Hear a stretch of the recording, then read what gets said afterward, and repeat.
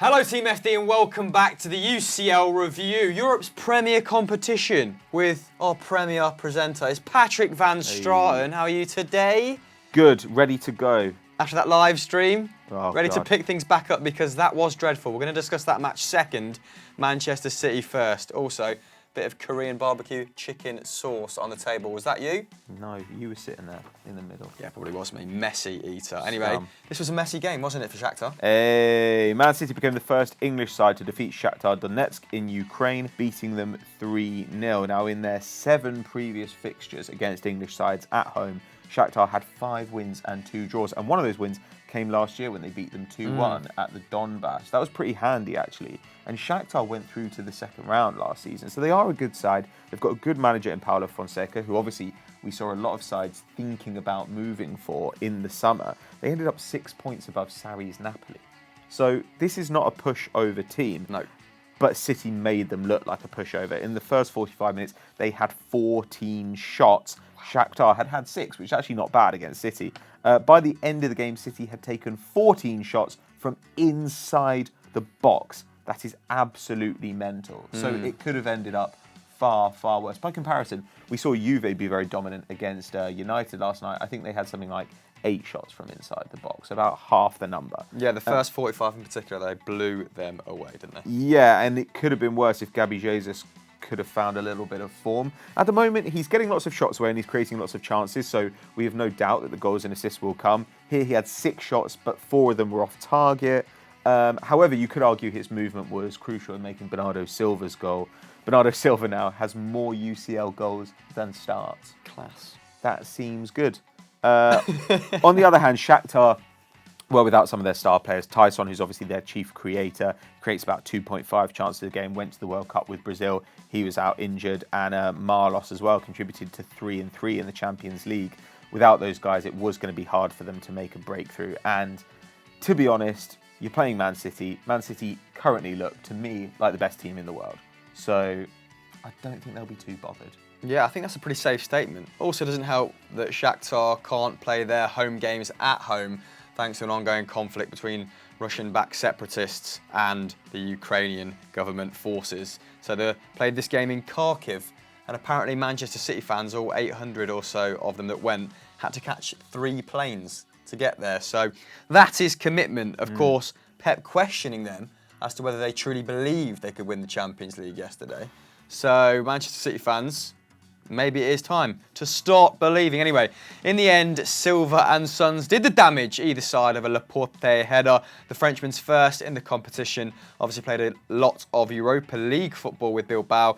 Now his second campaign in the Champions League with City and getting off the mark. David Silva was an absolute beast in this game. He's really shouldered the whole midfield burden since Kevin De Bruyne went out injured, hasn't he? And he's now scored in consecutive UCL away games for the first time in his career. Pep ultimately describing his performance as perfect. He's now contributing to a goal in all competitions every 142 minutes, a better ratio than Harry Kane. I think it's 2 goals, 2 assists and 7 starts in the league. Jesus. So just killing it on multiple fronts. Here's the numbers in this game. 66 touches, a 93% pass completion, 5 chances created. He laid on some gilt-edged chances, like you said, for Gabriel Jesus. I think Riyad Mahrez should have done better as well. He also had 5 shots, 2 of which hit the post. I think the first one actually hit the top of the crossbar. Wasn't a great effort. A little bit fortunate there. 1 take on and 1 goal. Now, City, like you said, numbers-wise, are looking like one of the best sides in Europe. In the Champions League, taking the 3rd most shots and conceding the 3rd most. But you can't help feel like there is a lot more to come, especially with KDB returning to the fold like nothing has ever happened. No ring rust whatsoever from the Belgian in this game. Now, next up for, well, both teams is one another again at the Etihad on the 7th of November. And if Manchester City dispatch the Ukrainians yet again, it pretty much confines them to bottom or Europa League football, with Lyon taking Hoffenheim back to France, doesn't it? So what do you make of that game? I think they'll probably batter them again. Yeah, I'd have thought so at home. Although there's a bit of a weird one last season, wasn't there, with Ball, where that happened. And they played a weakened side at home. I think it was in the round of 16. And they ended up losing. But fortunately, it's still just close enough in the group that I think City fans are going to get a performance. They're only 2 points ahead of Lyon at the moment, I think. So they are going to need to put in a performance. We'll see what happens. Next up, we have the big game of the match day, Manchester United versus Juventus. It did not end well. Before I get into this, did you enjoy the stream last night? Obviously sat next to Joe, who before the game was convinced Manchester United were going to win 3-1. Built up a lot of false confidence and then ultimately shut the towel in. He was quite quickly. So unhappy. I don't know why he was so shocked at what happened. I enjoyed the live stream. The game was absolutely abominable. Kate Bush. It was terrible. But Joe was genuinely just really sad, and I don't understand why he had his hopes up. In fact, George, on the edit, cue montage of sad Joe. I actually think United are going to win tonight. Oh, it's a goal! Oh, is that good when you go down 1-0? Anyway, back into the meat and potatoes of the game, because Manchester United are looking increasingly bad. Genuinely bad. They've now suffered 4 defeats in their last 13 home games at Old Trafford after that 1-0 defeat to Juve last night, as many as their previous 81. Of course, it became a bit of a fortress under LVG, under Jose in his first couple of seasons, but even now losing that air of invincibility at home. Now, going into the game, United had won their 3 previous meetings with the old lady, but following Dybala's 17th minute strike, very rarely threatened after. And I think Juve were a little bit taken aback at how easy it was to get that opening goal, and then just decided to shut up shop, didn't they? What did you think of United's efforts come the second half, very briefly? Because they were better in the first 10, weren't they? There were a couple of moments where they managed to get the ball into the box, but Chiellini, I think, made 7 clearances, and he was just tossing Lukaku around like a ragdoll. I saw a lot of criticism for Lukaku after the game, and I couldn't quite understand it. There were 1 or 2 bad touches, but he got no service all night. Sacrificial lamb. Short of beating 3 guys on the dribble, I'm not sure what he was meant to do. Which he's never been able to do. I think he got a lot of grief for that high-profile kind of fumble on the sideline, didn't he? And then that awful switch across the pitch. But Twitter is a cruel place if you're a footballer. Anyway, back to the shot numbers, because Mourinho's side could only muster 1 in the first half, finishing with 6 efforts in total, only 3 in the box. So low quality chances in general to Juve's 14, like you said earlier, 8 coming from inside the box, registering just the 2 on target to the Turin side's 5. So very attritional affair after that opening goal. Now, Ronaldo's return was of course the headline story, but it's the little Argentine, Dybala, who's carrying Juve in the Champions League this season, now has 5 goals in his last 4 appearances, as many as his previous 24. Of course, a competition where he's not been prolific, but he's put in match-winning performances of the highest calibre, like that double-header against Barcelona last season or the season before? Season before. Now, the Portuguese superstar was quiet but efficient on the night, I suppose, linking up well at times, dropping back into midfield to help out.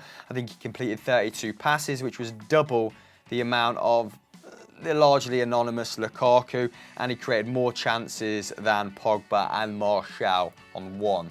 So obviously they created the square root of 0. Lukaku has now played he's now played the full minutes in the last 12 club games he's started, only scoring in 2 of them against Watford and Brighton. So he's going through a real drought at the moment, isn't it? And like you said, you've got to feel for him, because it's not like he's getting an awful lot of service. His shot numbers are low. It doesn't even appear like he's on the cusp of turning this round. Things could go from bad to worse. Yeah, I don't really see who's playing well under him. I mean, like, Matic was brought in last summer. I was actually reading a thing the other day, and it talked about how Matic had an excellent campaign last season. And I thought he was horrible, and United were dreadful defensively all season. And again, in this game, he had a lot of pressure on him because he was pretty much the only defensive presence in the midfield with Pogba and Mata there. And he was poor again. He was moving forward, and he is very good on the ball, actually. That's an underrated side of him. He completed 4 tackles, but he only registered 1 pass into the Juve box. I suppose that's not bad from a deep position, but only 8 in total in the opposition third. That's pretty bad. And when you look at the heat maps of him and Pogba, you see that Pogba had defensive responsibility on the right and Matic had it on the left. And 7 of the 8 open play chances Juve created came from that came from Matic's side, including the goal. He had a lot to deal with in Cancelo as well, who I thought played out of his skin last night. He's so quick, he was pressing so high. Luke Shaw must have PTSD this morning. But there's just no pressure as well from the players in front of them. Like when you look at sides like last season for Chelsea and Liverpool, Firmino and Morata committed more fouls than any other player in those teams. Yeah. They were the guys breaking up play. And Lacazette actually does it for Arsenal as well. Whereas when you look at United, there's nobody doing that. And as a result, Bentancur completed the most passes in the game with 78. Pjanic created the most chances in the game with 3. And that's just a sign that there was very little pressure in the centre of midfield. Whereas traditionally, it was almost impossible to get through the middle of the park against Mourinho because a combination of pressure on the ball and compactness. And now they have neither. It could have been a lot worse as well. Lindelof actually pretty decent on the night, made 3 interceptions, which was a match high. Made more clearances than any United player with 5, but again, wasn't tested that much after the goal because Juve were completely happy to win 1-0. Where the hell is Fred? I don't know what's going on. How much money have they spent on Alexis Sanchez and Fred, both in wages and signing fees? A lot. And yet neither one of them is starting regularly. They say that Sanchez is injured, but Sanchez was fit quite a lot earlier in the season and has barely played. Fred has only started 2 of the last 10. He hasn't played a minute in the last 4. And you Rough, can't. man. And it's not like a Fabinho situation at Liverpool where they can say they're easing him in. He played the first 3 games of the season, played every minute. And now suddenly he's not even getting on the pitch. It's absolutely staggering. And they're very, very lucky to still have a chance to go through. Frankly, Valencia were lucky to draw away at Young Boys. They got battered. But it's pretty much going to come down to how United do away against Valencia, because you've got to anticipate them getting their asses handed to them in Turin. I know. Valencia have been pretty defensively resolute at the start of this campaign, if not very prolific moving forward, but got players that can cause United a lot of headaches, haven't they? Yeah. Mishi getting on the score sheet again last night. It's a wonder.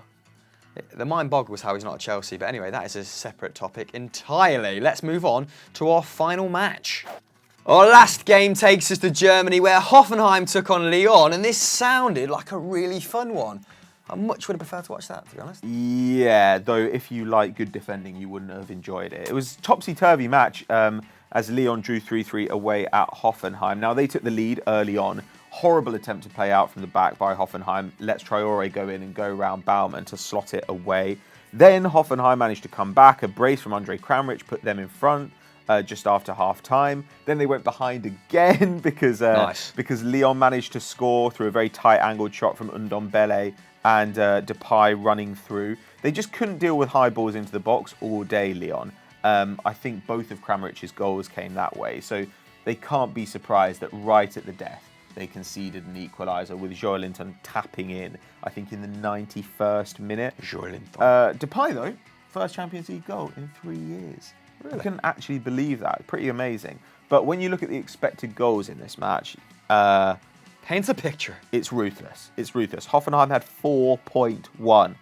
Olympique Lyonnais 1.5. Now, that's one of the biggest gaps I've seen in terms of being disproportionate to the result. I mean, it's absolutely mental. 4.1 expected goals is nuts. Generally speaking, if you're scoring 4 goals, you expect to have overperformed your chances a little bit, like great finishing. But I don't know. On the other hand, you can't really be surprised that Lyon managed to stick 3 in because Baumann was horrible for all 3 goals. And Ndombele's is from a really tight angle on his wrong foot, and it goes in at the near post. Memphis Depay, Baumann kind of falls the wrong way and just sticks a foot out at it. It's not a great finish from Depay on his left. And as for the first goal, obviously, horrible play out from the back. Doesn't get out to Traore fast enough. All round bad. In the end, Nagelsmann was so disappointed with their defensive performance that he said, we conceded 3 own goals. Like, that's how pretty damning. That's how irritated he was with his defenders. And when you look, they played a back 3. There were 2 defensive errors in the game. They were both by Hoffenheim centre-backs, which feels like a recipe for not getting a result. Is he playing a back 3 because the defenders there aren't good enough to play as a back 2, or is it just to facilitate his attacking system? He's mostly played a back 3 in his time at Hoffenheim. Like they've usually played 3 at the back with wing backs, so it's not unusual. But it does rely on those guys not fumbling about like chimpanzees, which Vogt definitely did. And they lost some key personnel in the summer, didn't they? Uth went to Schalke, so there's some pretty nondescript players there, other than Demirbay. I can't really And Kramaric. Kramaric is good. name any household names. Obviously, they've got Reece Nelson. They had Gnabry last season as well. But attack-wise, they seem absolutely fine. They've got, I think, currently, they're rated as having the first or second best attack in the Bundesliga. Certainly a lot better than Dortmund's. So I don't know. I think that Hoffenheim are probably odds on to make the Champions League again this season, which would be a nice parting gift for Nagelsmann to leave them with. Yeah, they must be, the powers that be must be worried about life after Nagelsmann. Yeah. Because I'm not sure if they're well equipped to recreate that without his wizardry. Anyway, the visitors were also a disaster defensively, which sort of equalled things out, facing 12 shots alone in the first half. Their worst tally in an opening 45 in a UCL game since November 2011 against the mighty Real Madrid, featuring Ronaldo. And this was largely down to that burgeoning young talent you just touched upon in the form of Joel Linton. The spotlight has firmly fallen on him at the start of this campaign. The 22-year-old Brazilian joined Hoffenheim from Recife in 2016, but actually spent the last 2 years out on loan in Austria with Rapid Vienna. However, he's made 12 appearances so far this season, and he has scored 5 and assisted 3, so pretty useful numbers from him. Lyon might have got lucky, like we've just touched upon with expected goals, but they are unbeaten in their last 6 matches in the Champions League, winning 2 and drawing 4, their longest such run in the competition since February 2007. But Hoffenheim now face an uphill struggle to qualify for the round of 16. To be frank, I think it's miraculous they can compete in this stage of the competition, given their ability to attract players of a sufficient calibre. I know they're owned by a software mogul and they've got a decent amount of money, but I think it's like 3,000 people that live in Hoffenheim, right? Pretty much. I think the stadium is about 5 times bigger than the actual village. So don't see many world beaters heading there after Nagelsmann, especially. The group is as follows. City on top with 6 points, Lyon next with 5, Hoffenheim down on 2, and they face each other again in 2 weeks' time. Let's see if they can shore up defensively and make a better fist of getting those 3 points. But guys, what Champions League game did you enjoy the most? Which ones would you like to see us cover in the next round of fixtures? Let us know in the comments below. Cheers for tuning in, guys. Make sure you check out the UCL review on Euro Football Daily tomorrow, where we're going to be covering such teams as Dortmund versus Atletico Madrid, Barcelona versus Inter Milan, and a must-win for Spurs against PSV Eindhoven, plus PSG Napoli. That could be a good one. Yeah, and if you've not watched Stat Wars the League yet, if you're not caught up, then what are you playing at? Go and do that as well. So long. Bye.